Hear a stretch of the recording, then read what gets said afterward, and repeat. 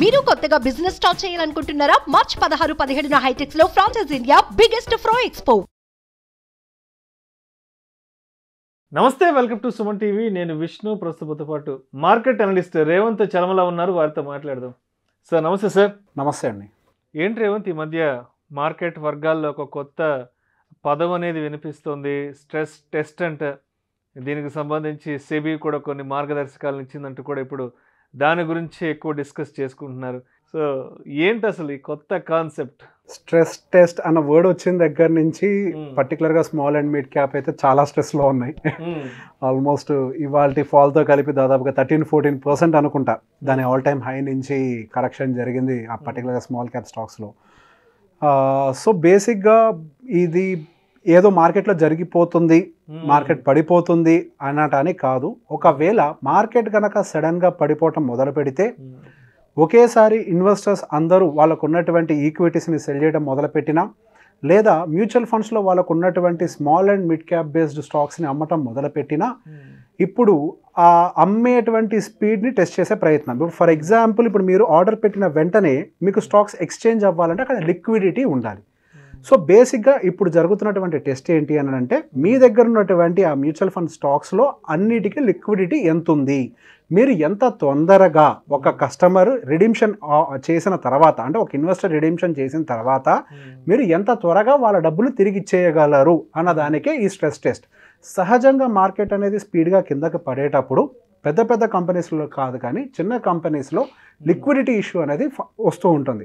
ఇప్పుడు రెగ్యులర్గా మీరు నేను ఒక చిన్న పోర్ట్ఫోలియో ఒక 5 లక్షలు ఒక 10 లక్షల వాల్యూ ట్రాన్సాక్షన్ చేయాలి అని అంటే మనకు లిక్విడిటీ వెంటనే దొరుకుతుంది, మనకు ప్రాబ్లం ఉండదు. అదే ఒక మ్యూచువల్ ఫండ్ ఇండస్ట్రీ లాంటి ఒక ఇన్స్టిట్యూషన్ ఒక 50 కోట్లకో ఒక 100 కోట్లకో వాళ్ళు ట్రాన్సాక్షన్ చేయాలి అని అంటే దానికి ఈక్వలెంట్ వాల్యూలో వాళ్ళకి లిక్విడిటీ దొరకదు. సో బేసిక్గా పర్టికులర్గా స్మాల్ క్యాప్స్ లాంటి వాటిల్లో ఈ ప్రెషర్ అనేది చాలా ఎక్కువగా ఉంటుంది. సో మనం ఎంత స్పీడ్గా దాన్ని లిక్విడేట్ చేయగలుగుతాము అనే విషయాన్ని మనం జనాలకి తెలియజేయాలి అనేది సెబీ ఉద్దేశం. సో బేసిక్గా అందరూ మ్యూచువల్ ఫండ్స్లో ఇన్వెస్ట్ చేసేవాళ్ళు దాంట్లో లిక్విడిటీ ఎక్కువ, మేము ఈజీగా డబ్బులు విత్డ్రా చేసుకోవచ్చు అన్న దాంట్లో ఉంటారు. సో బేసిక్గా ఈ లిక్విడిటీ లేకపోవటం వల్ల కూడా మనకు ఆ మ్యూచువల్ ఫండ్ పర్టికులర్గా ఫండ్ మీద కొంత ప్రెషర్ బిల్డ్ అవుతుంది అనే ఒక విషయాన్ని కూడా జనాలకు తెలియాలి. సో మీకున్నటువంటి ఆ ఫండ్లో ఉన్నటువంటి స్టాక్స్లో ఆ లిక్విడిటీ రేషియో ఏంటి అనేది కూడా మీరు డిస్ప్లే చేయాలి అన్న ఒక కొత్త రూల్ని పాస్ చేశారు. ఎందుకు అని అంటే ఇప్పుడు మనకి మ్యూచువల్ ఫండ్స్ ద్వారా స్టాక్ మార్కెట్లో పార్టిసిపేషన్ చాలా ఎక్కువగా పెరిగింది. ఆల్మోస్ట్ ఇప్పుడు మనకి 9 crore active demat account formation జరిగింది. సో ఇంత యాక్టివ్ డీమ్యాట్ అకౌంట్స్ ఫార్మేషన్ ద్వారా ఆల్మోస్ట్ మనకి ప్రతి నెల 16-17 వేల కోట్ల రూపాయలు ఎస్ఐపి రూపంలో మార్కెట్లోకి డబ్బులు పంపిణీ అవుతున్నాయి, లంసమ్ అమౌంట్స్ మార్కెట్లోకి పంపిణీ అవుతున్నాయి. అంటే ఆల్ టుగెదర్ ఇంత హ్యూజ్ అమౌంట్ మనకి రీటైలర్స్ ద్వారా వస్తున్నప్పుడు ఏదైనా ఒక ప్యానిక్ సిచ్యువేషన్ క్రియేట్ అయితే వాళ్ళు కూడా రిడెంప్షన్ బటన్ కనుక క్లిక్ చేసినట్లయితే మనం వాళ్ళ ఫండ్ని వెంటనే రీటైలర్స్కి డిస్ట్రిబ్యూట్ చేయగలుగుతామా లేదా అన్న దాని గురించే ఈ స్ట్రెస్ టెస్ట్. ఇప్పుడు స్ట్రెస్ టెస్ట్ వచ్చిన తర్వాత రిజల్ట్ ఓకే, లిక్విడిటీ లేని స్టాక్స్ ఎక్కువ ఉన్నాయి అనుకోండి, దట్ డజంట్ మీన్ ఆ ఫండ్ బ్యాడ్.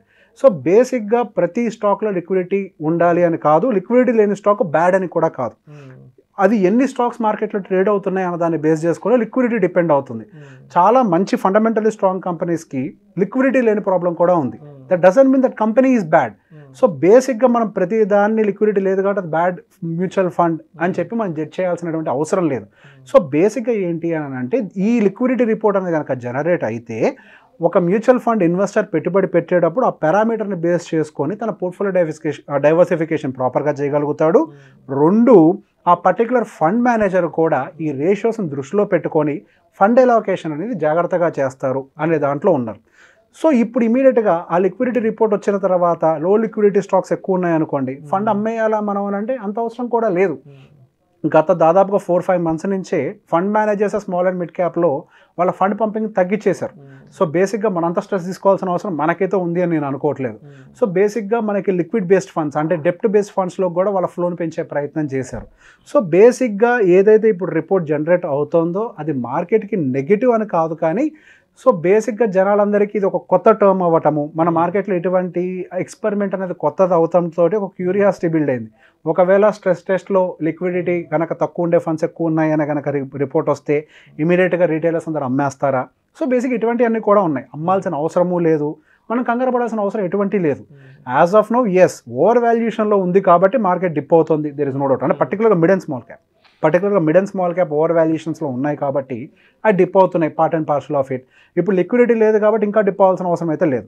సో బేసిక్గా ఇప్పుడు డిప్ అవుతుంది కారణం అదొక్కటే అని చెప్పి అందరూ అనుకుంటున్నారు, just because of the stress test లేకపోతే సెబీ చర్యల వల్లే అని అనుకుంటున్నారు. అది కూడా ఒక కారణం, అది ఒకటే కారణం అయితే కాదు. సో దానికి one major reason is definitely the over valuation and another reason is definitely ఈ సెబీ తీసుకున్నటువంటి చర్యలు కూడా దాంట్లో మనకు భాగమై ఉన్నాయి. అంటే ఏదో జరిగిపోతుందన్న ఒక ఎస్.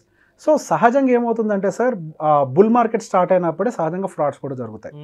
అంటే ఆ స్టాక్స్ని మనం ఆపరేట్ చేసే వాళ్ళు కనిపిస్తూ ఉంటారు. ఆపరేటెడ్ అంటే అసలు దాని వాల్యుయేషన్స్తో కంపేర్ చేస్తే ఆ స్టాక్ యొక్క ప్రైస్ని తీసుకెళ్ళి అక్కడ కొండల మీద కూర్చోబెడుతూ ఉంటారు.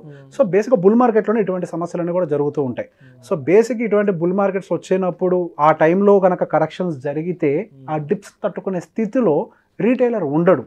సో బేసిక్గా వీటన్నిటిని కంట్రోల్ చేయడానికి సెబీ తీసుకున్నటువంటి ఒక జాగ్రత్త చర్యలు తప్పించి ఈ స్ట్రెస్ టెస్ట్ రిపోర్ట్ వల్ల దాంట్లో అమ్మేయాలి దీంట్లో కొనేయాలి అని నిర్ధారించేదైతే కాదు. There is no parameter for that. It is only for an understanding of an investor and as well as a fund manager. So మనకి ఏదన్నా సడన్గా బిల్డ్ అవుతే, ప్రెషర్ బిల్డ్ అవుతే ఆ టైంలో లిక్విడిటీ ఎంత ఉంటుంది మనకి, దానికోసం మాత్రమే చేసే ఒక జస్ట్ ఎక్సర్సైజ్ అంతే. అది అంటే ఒక రిపోర్ట్ని మాత్రమే తయారు చేస్తున్నారు. So both fund manager and the investor will have a knowledge అన్న దానికి సంబంధించి తప్పించి దీంతో ఏమీ మారదు అని నేను అనుకుంటున్నాను.